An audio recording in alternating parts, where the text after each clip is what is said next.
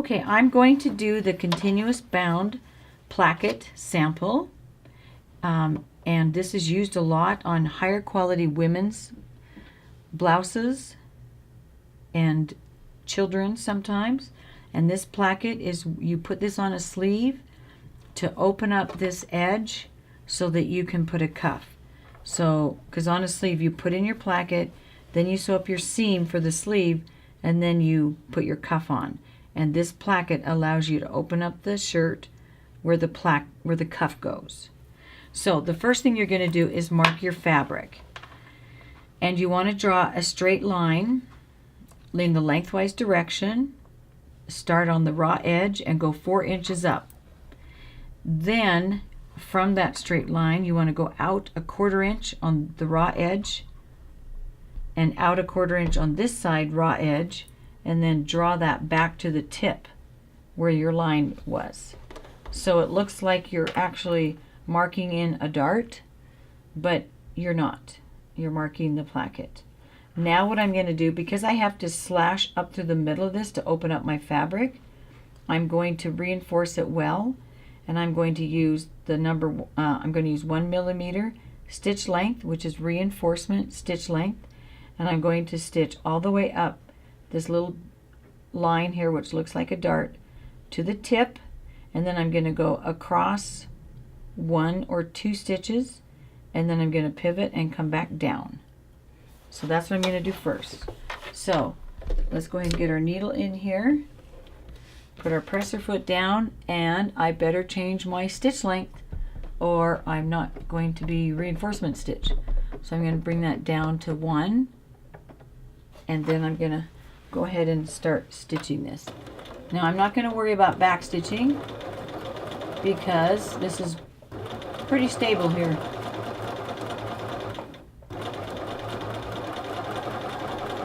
Okay, now this, I've got the thread kind of caught here, so I just want to get that out because it's bugging me. Let's get that over there. There we go. Okay, so keep going here, and make sure your stitching is straight. You don't want any wobbles. And then go to the end. I just want to see where I'm at. Oh, that's good. Now turn it, and I'm going to go 1, and that looks good. So I'm just going to do the 1. Sometimes I do 2, but 1 is good. 1 is putting me right on the line. So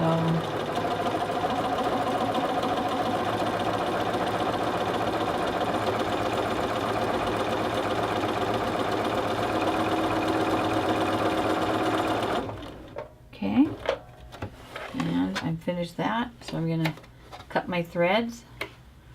I hate having threads hanging down from my project, so I always cut them off. Okay, so the next thing is I'm going to slash. Okay, so I'm going to slash right through the middle of that dart looking triangle, and I'm going to go up through the middle of my stitching. Okay, and I want to make sure that I get that straight up, and I also want to make sure I am, these are good to use because they have, but I'm going to check and see if I got close enough. On this side it's hard to tell because that's where I marked it, but if I look on this side where it's just the stitching, I can see that I need to go a little bit closer.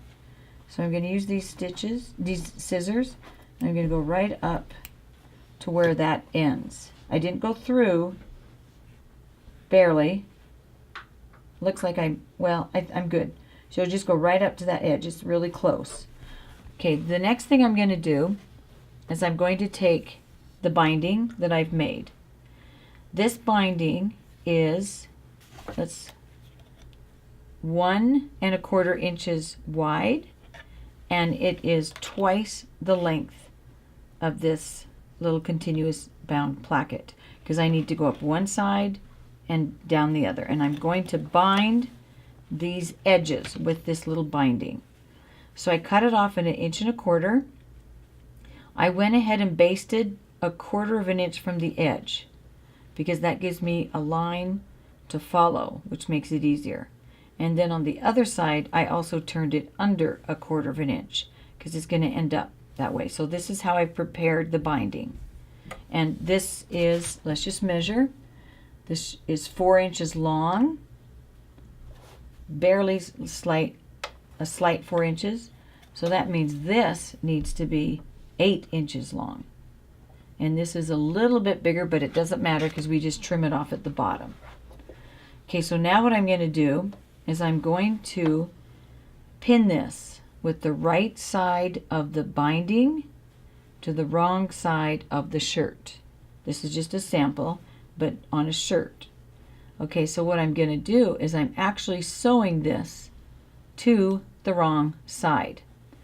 Now the next thing I'm going to do, I'm going to turn it over so it's easier to see, is I'm going to match up my reinforcement stitching line to my basting line. Okay, so I'm going to take a pin, and sometimes when I'm matching things, well, this should match up with my raw edges together. Okay, and I'm going to put that so that I just take a little bite out of the fabric right where I stitch, so it's right along that reinforcement. And I look back here and I make sure they match up, and they match up. Then I'm going to come over here to the next one, and I've got to match this up to the basting on that side right there. Okay, so I'm matching that up good, and if you'll notice, now my raw edges don't match up. Okay, the raw edges only match up right at the edge. So now I'm going to keep going, and here's my stitching, reinforcement stitching, and I'm matching that up to the basting. Okay, so I'm just putting a pin in both. That wasn't very smooth here. So there's the pin in both, and it's just barely off. So let's see if I've got that matched up now. Yep, that's good. So now I'm going to pin that together, and again I pin it so that I'm right where I'm stitching. And I'm going to now see if I go in the middle here, I can see both that stitching line, so that makes it a little bit easier to match up. Okay, so let's get that. Let's get a pin here. I've got that one matched up. It's kind of gets a little bit trickier to pin because I'm losing seam allowance here on the garment side. Okay, but once again I'm going to put a pin and make sure that, yep, that matches up. Now because I'm kind of losing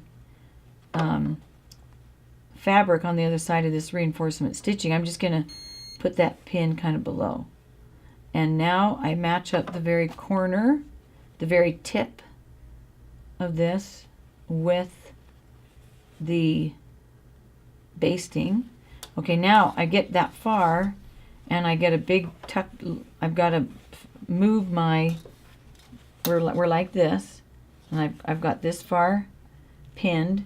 I now have to move this out of the way, so I've got to rotate right here, and I'm just going to move this out of the way, and then I'm going to start pinning the other side now. So can you see how I had to totally get this out of the way so I could do the other side? Okay, and let's make sure we've got it where we want. And I just keep going up that side, matching up my reinforcement stitching with this basting. Okay. Now I can start, whoops, that didn't go through. So that's going to have to take a little bit bigger bite there. Again, let's go check and make sure this is matching up exactly where I want it to be. I'm going to pin that. Yep, that looks good. And then now by the time I get to that edge, the end, the raw edges are matching up. So there we have it. like that.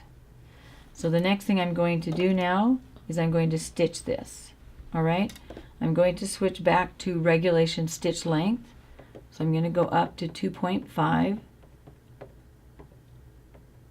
Okay, and I'm ready to stitch, and I'm going to stitch instead of stitching right over top of my reinforcement, I'm actually going to stitch right beside it, so that when I turn it, it won't show.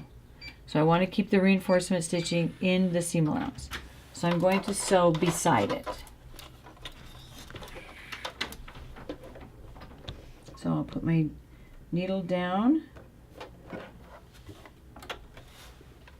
and we'll back stitch. Then we're ready to go forward and take my pins out as I get to them.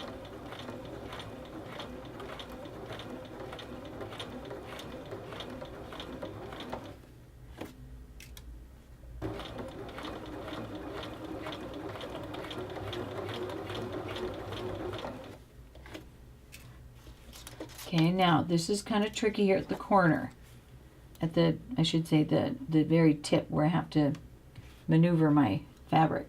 So I'm just going to sew right into that tip on the one side.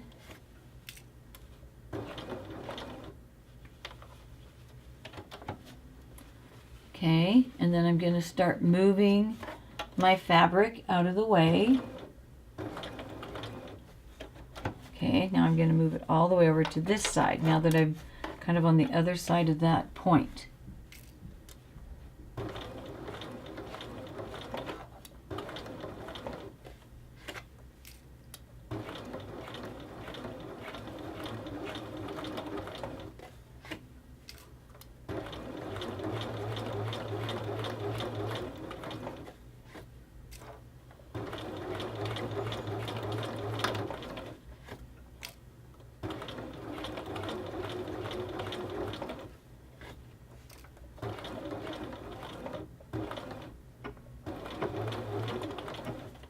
Okay, I've back stitched there. I finished stitching that, and now I'm going to look at it and finish folding it. Okay, so I've got that much done. I'm looking at my tip to make sure that it is looking good. And there is one thing that as I'm looking at it now, I'm realizing that I need to stitch this at a little smaller stitch. So I think I might have to go over that again.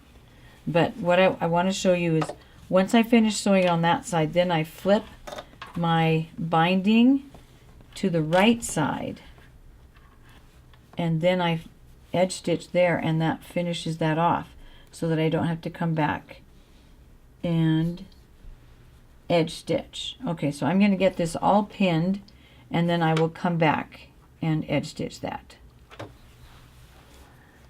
Okay, so I have gone ahead and stitched on the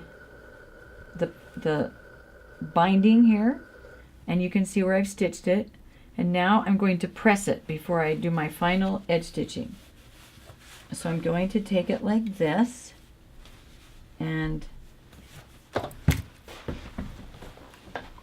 okay, I've got it stitched like right here where I stitched it, and then I'm just going to bring this over top so it just barely covers that stitching, and then I will press that and steam that good right there.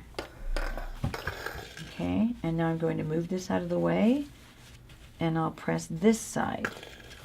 So the first thing I'll press is the binding, kind of embed my stitches there, and I already have this pressed under, so I just have to flip it around and have it barely cover the stitching here that I've done. Okay, so I'm gonna get that going here. Okay, and then I've already pressed it on this side, so just to review that for a minute. When I first stitched it, I stitched it on this side where I took the right side of the binding to the wrong side of the garment. Then when I'm finished, when I finish it on, I can flip it to the right side, and I'm going to finish it along the right side.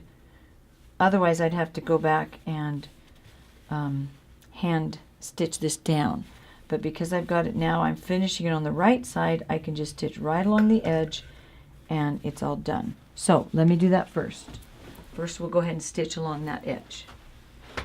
Okay, so I flip my binding over to the right side and I am ready to pin it, and I want to pin it so that my stitches don't show. So I flip it around to the right side and I'm going to pin it, and then I'm going to edge stitch along here.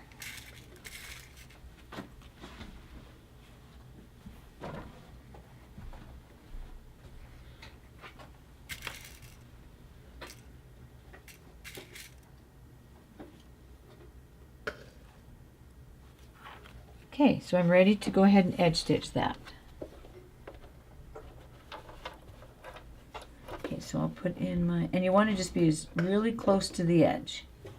So I put my needle in, and I'm going to go forward a couple stitches and back a couple stitches. And to get it started here, I'll pull the threads. Okay. And I'm just going to stitch close to that edge, and I'm going to kind of help it through on the back side as well, because it's still kind of small, trying to get through there.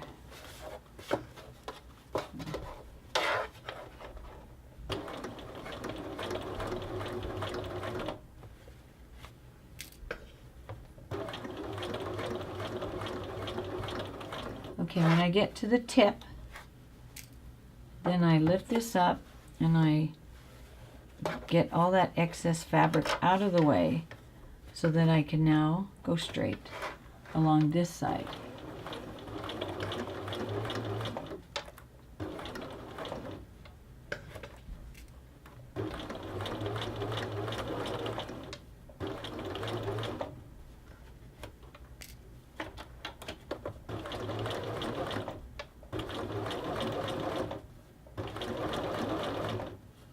Now sometimes you can use the number 10 foot, and it has that little kind of fence kind of thing, the little piece that comes down that you can put right up against the fold, and then that helps you stitch right along that fold, edge stitching. But I've done this a lot without, so I don't really use it. Okay, and back stitch, and then you can take it out of the machine and you can look at it. And on the right side, and I actually have white thread. Usually on a sample it doesn't matter what color thread, but if I had green, well, even the white, you don't hardly see it. Okay, so there's my binding, and it looks really nice at the point. Can't see any of the stitches. I did the reinforcement stitch in a white and a dark blue. No, actually my bobbin is dark blue, so because it's a sample, I didn't really care, plus you could see it that way. Okay, now the next thing I need to do is to fold this as if it was closed, and then I need to stitch a 45-degree angle right there on that edge, or keeping those two, the binding close, like it's got to be able to close and stay closed there. So I'm going to kind of stitch it right along that edge. Okay.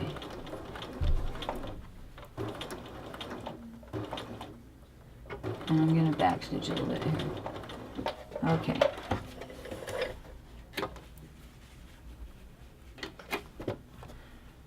Okay, so let me show you what we got.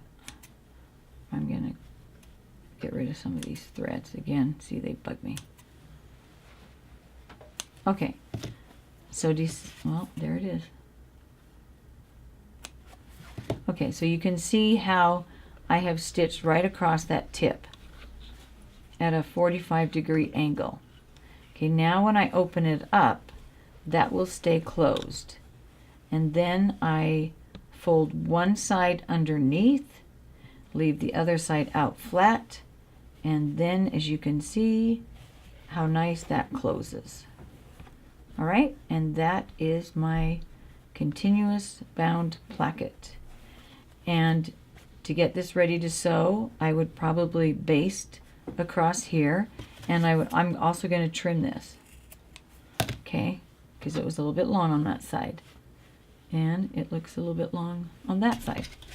So I'm just going to trim this so you can kind of see, and trim off some of this fuzziness here.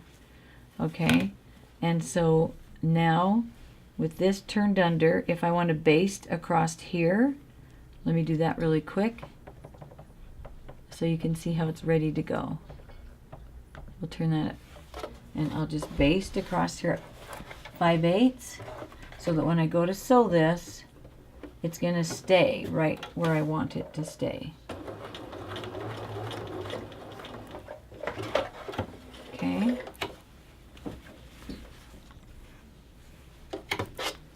Okay, so I've got that basted under, and now this is what it looks like when it closes. See how nice that looks? And I didn't have to do any hand stitching. And now if I just press that good, when I put this on a cuff, my cuff edge would start here. It would go around the shirt, and it would end here, because then I would sew my side seams. So my sleeve would be, there's my sleeve seam, and then the cuff starts and stops at the placket. And there you have it, a high quality continuous bound placket.